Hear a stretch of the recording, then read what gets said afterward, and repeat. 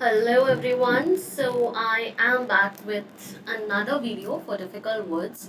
I do believe कि शुरू के जो हमने 10 difficult words पढ़े थे वो आपके लिए helpful थे. आपने उनको practice किया है, learn किया है और अपनी communication में use करने की सोच रहे हो या कर रहे हो. ठीक है?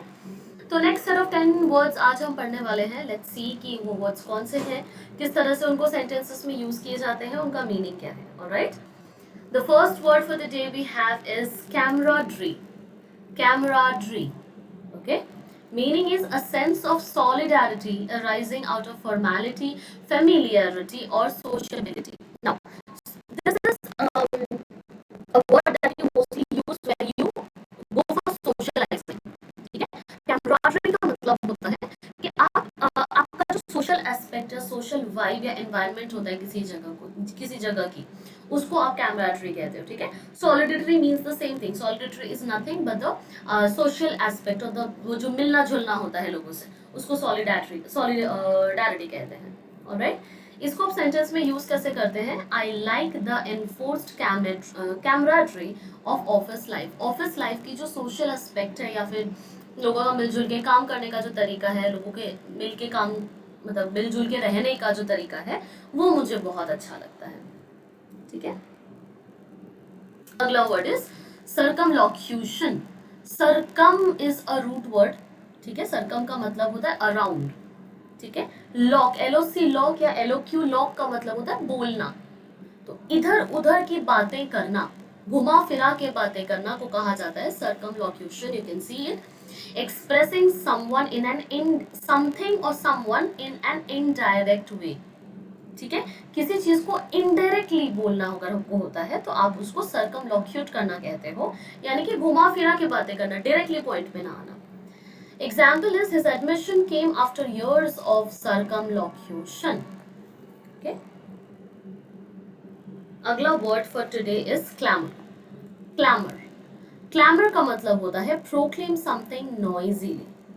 ठीक है, बहुत शोर शराबे से किसी चीज के लिए प्रोक्लेम करने को कहा जाता है क्लैमर.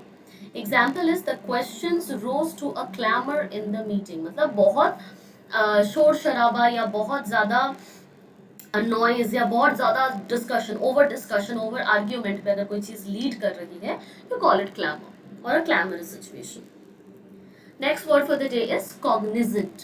कॉग्निजेंट, कॉग्निजेंट का मतलब होता है अवेयरनेस और रियलाइजेशन. किसी चीज को लेके अगर आपकी अवेयरनेस होती है, किसी चीज के बारे में आपको पता है, उसके लिए आप कॉग्निजेंट यूज करते हो, या फिर किसी चीज की रियलाइजेशन होती है आपको, उसके लिए आप यूज करते हो. Example is politicians must be cognizant of the political boundaries with in which they work. Politicals must be cognizant मतलब must be aware of the political boundaries within which they work. Fine. Next word is construe. construe, इसका meaning होता है interpret और assign meaning. Okay, now example is his words could hardly be construed as an apology. मतलब उसके जो words थे उसको hardly मैं एक अपॉलॉजी की तरह ट्रीट कर सकती हूँ, या फिर उसके वर्ड्स हार्डली एक अपॉलॉजी की तरह ट्रीट करे जा सकते हैं. कंस्ट्रू करना मतलब किसी चीज को समझना, इंटरप्रेट करना. ठीक है, next word is ascetic. Ascetic meaning one who practices self-denial as a part of spiritual discipline. Spiritual discipline के चलते अगर कोई इंसान सेल्फ डिनायल पे है, देन उसको आप कहते हो ascetic. ओके, उस इंसान को ascetic या फिर उस एडजेक्टिव को आप ascetic कहते हो. She has adopted an ascetic life of prayer, fasting, and manual labor. It's mostly related to discipline, punctuality, and spirituality. ठीक है? Next word is convivial. Convivial. This means enjoyable atmosphere or jovial company. Jovial का मतलब होता है हंसमुख वाला, अच्छा खुशी खुशी वाला माहौल. कन्वाइवियल का मतलब होता है कोई भी ऐसा वाइब, कोई भी ऐसा एटमॉस्फेयर जो आपको बहुत अच्छा लग रहा है, जो बहुत ऑप्टिमिस्टिक है, पॉजिटिव है, अच्छा है. ठीक है, it is a convivial cocktail party. मतलब हर कोई बहुत खुशी खुशी घूम रहा है, everybody is very happy, everybody is chilling out here and all. Okay, अगला word you have is demagogue. Demagogue, meaning a political leader who uses rhetoric to appeal to prejudices and desires of ordinary citizens, right? A political leader, now this is a noun, right? This is a noun which means कोई political leader who uses rhetoric to appeal to prejudices or desires of ordinary citizens. Example is, the minister is a gifted demagogue with particular skill in manipulating the press. ठीक है, किसी के desires हैं, अगर कुछ किसी की कुछ अगर इच्छाएं हैं, उसको आप किस तरह से डिप्लोमेटिकली हैंडल करते हो या उसको हेल्प करते हो, डिप्लोमेटिकली आप अपना काम निकलवाते हो या काम करते हो, तो that kind of person you call a demagogue. Next word for the day we have is denigrate. Denigrate, denigrate का मतलब होता है बिलिटल समवन, मतलब किसी को नीचा दिखाना, किसी को डिफेम करना. Example is, many doom and gloom merchants denigrate their own country, right? तो किसी भी ऐसे बिहेवियर को भी कंट्री के बेसिस पे वैसे जरूरी नहीं है, आप किसी नॉर्मल उसमें भी यूज कर सकते हो. Anywhere when you try to defame someone और belittle someone, मतलब किसी को नीचा दिखाने की कोशिश कर रहे हो, in that case you use this word denigrate. Denigrate करना.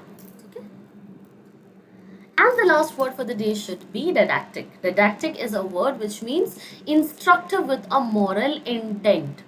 Instruct करना किसी को, ठीक है, मतलब किसी को ऑर्डर करना, कमांड करना, ठीक है. इंटेंशन ये होता है कि कुछ मॉरल इन पे कुछ पता चले, मॉरली ये लोग थोड़े से कॉन्टेंट हो पाए and all, but it is a very ordering tone. Example is, it is a didactic novel that set out to expose social injustice. ठीक है, मतलब कि एक इंस्ट्रक्टिव नॉवल है, एक ऑर्डरिंग नॉवल है, जहां पे you are asked to expose the social injustice. ठीक है, I think we can keep up to this for the day. These are 10 new words that have been given to you. कोशिश करो इन words को आप note down करो, इनके meanings लिखो, इन सारे सेंटेंसेस को आप लिखो, अपनी तरफ से 2-3 सेंटेंसेस लिखो एंड इसको अपने रेगुलर लैंग्वेज में या फिर कम्युनिकेशन में यूज कर सको. दैट्स द ओनली की how you gonna learn all of this words. इसके अलावा और कोई शॉर्टकट नहीं है. बट हाँ, I can promise you one thing कि आप डे 1 से शुरू करते हो और जितने वर्ड्स हम करा रहे हैं आपको, आप अगर वो कर लेते हो, आपके एंट्रेंस में आपको खुद डिफरेंस पता चलेगा. ठीक है, I hope the video was helpful to you. आज के लिए हम यहीं तक रखते हैं. Baki, we are going to continue in the next class. Okay, that's it for the day. Bye bye.